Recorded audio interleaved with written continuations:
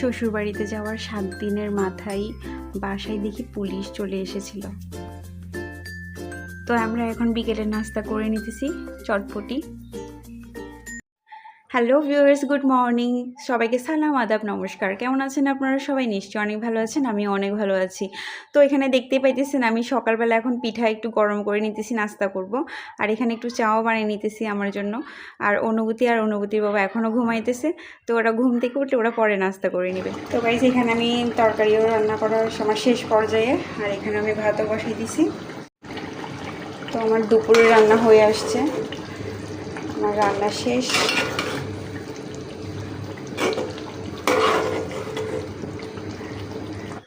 তো গাইস, এটা হচ্ছে আমার আজকের সকালের শ্যুট। আমি এখন নাস্তা করে নিতেছি। আসলে গতকাল আর কিছুই শ্যুট করা হয় নাই, ওই যে রান্না দেখাইছি ততটুকু পর্যন্তই।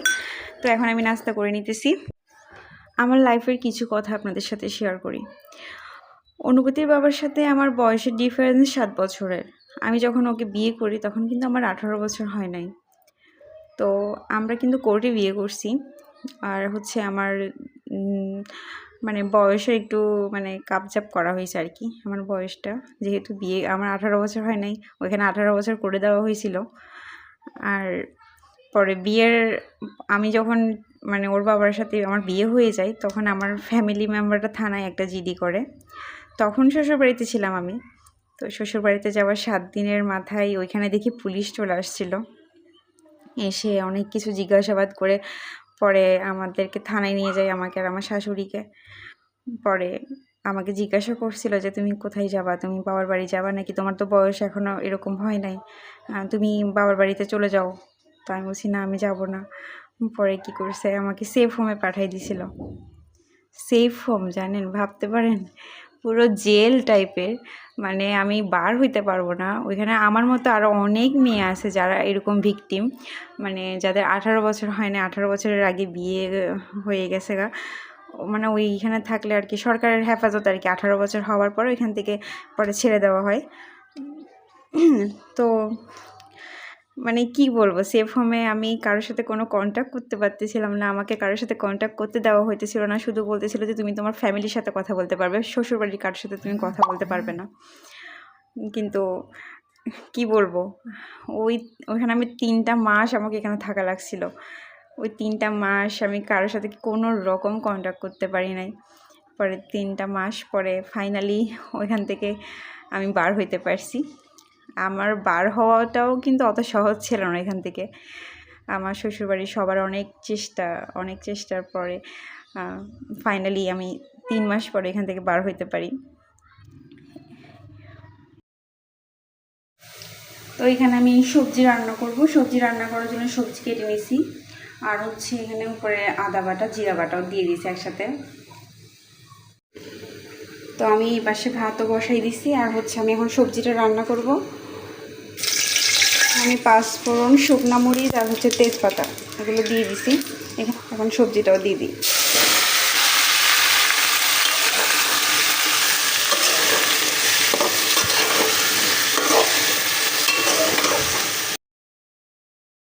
তো এই সবজিটার মধ্যে কিন্তু আমি পেঁয়াজ রসুন কোনো কিছু ইউজ করব না, শুধু 5 ফোড়ন আর জিরা বাটা আদা বাটা ওইটা দিয়ে করব।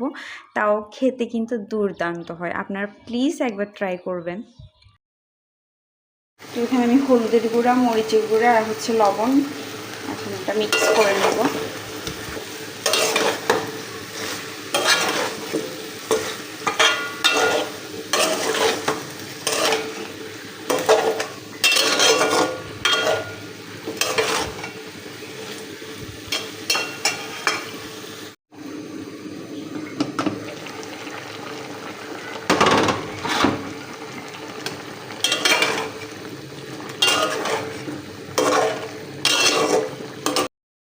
তো ওইখানে অনেক মেয়েরা ছিল আরও আমার মতো। তো ওরা আমাকে ভয় লাগাইতো যে তোমার হাজব্যান্ড তোমাকে নিয়ে যাবে না, দেখো তোমাকে এখান থেকে বাড়ি করবে না, কোনো চেষ্টাই করতেছে না, দেখছো তুমি আসছো কতদিন হয়, তোমার সাথে কোনো কন্ট্যাক্ট করছে, করে নাই, তোমাকে ছেড়ে মনে হয় পালাইছে, তুমি এখানেই থাকবা সারা জীবন। আমার সবজিটা হয়ে গেছে, এখনই নামাই ফেলবো। আর হচ্ছে এখানে আমি ডাবলি সেদ্ধ দিয়েছি চটপটির জন্য। এখানে আরেকটু সেদ্ধ হয়ে আসলে তারপর চটপটি মশলাটা দিয়ে দিব। তো গাইস অনেকক্ষণ পরে আবার আসলাম, এখন বাজে 6টা। তো গাইস আমার চটপটি রেডি।